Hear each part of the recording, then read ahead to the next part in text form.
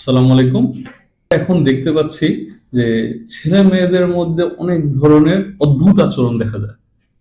যে ছেলে মেয়েদের আসলে আমরা যেমন ছিলাম, আমাদের আগে আমাদের বাবা মারা তারাও আরো ভালো ছিল, তারা অনেক দায়িত্বশীল ছিল।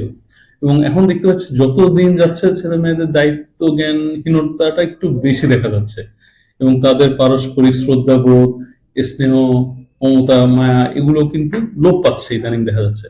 আজকে আমি যে ভিডিওটা করবো এটা একটা সচেতনতামূলক ভিডিও। বলতে মিডিয়েট পরীক্ষা চলছে, এইচএসসি পরীক্ষা।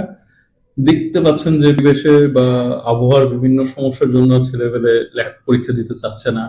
জিনিসটা যৌক্তিক নাকি অযৌক্তিক আমি আসলে ওইখানে যাব না। এটা এই ধরনের দ্বিধান্বিত কথা নিয়ে আমি ওইদিকে যাব না, কিন্তু আমার মতে এখনকার ছেলে মেয়েদের যেটা মেইনলি করা উচিত, লেখাপড়ার প্রতি ফোকাস করা উচিত। তাদের লেখাপড়ার প্রতি ফোকাসটা চেঞ্জ হয়ে বিভিন্ন অনলাইনে অ্যাক্টিভিটির দিকে ফোকাসটা চলে গেছে। তারা টিকটক করে, তারা বিভিন্ন মিম বানায়, ভিডিও বানায়। তারা তাদের এন্টারটেনমেন্টের কোনো শেষ নাই। তাদের এন্টারটেনমেন্ট একটার পর একটা চলতে থাকে, তাদের লিমিটেশন নাই কোনো এন্টারটেনমেন্টে। এই বিশ্বকাপ ফুটবল চলছে, এই লিগের খেলা চলছে, এই বিশ্বকাপ ক্রিকেট চলছে, এই মানে বাংলাদেশে খেলা যাচ্ছে, তারপর এই কনসার্ট হইতেছে, এই মুভি আসতেছে, মানে একটার পর একটা তাদের এন্টারটেনমেন্ট।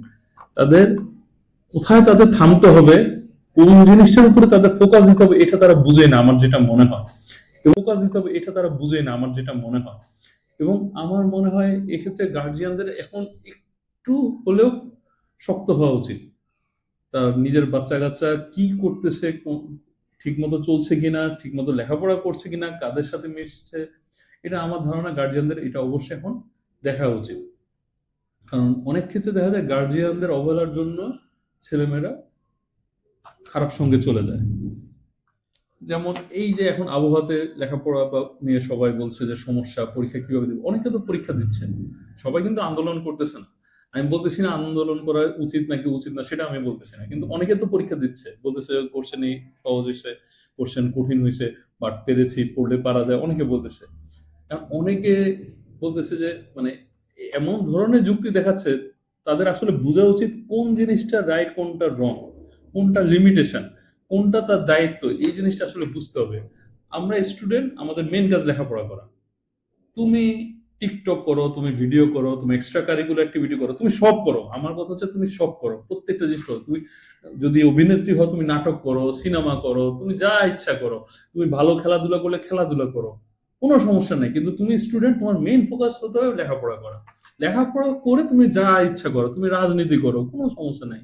কিন্তু তুমি একজন স্টুডেন্ট, সেটা তুমি এসএসসি স্টুডেন্ট হও, এইচএসসি ইস্টুডেন্ট হও, ইউনিভার্সিটির স্টুডেন্ট হও, ক্লাস 5-এর স্টুডেন্ট হও, 8-এর হও, তোমার মেন কাজ হচ্ছে লেখাপড়া করা।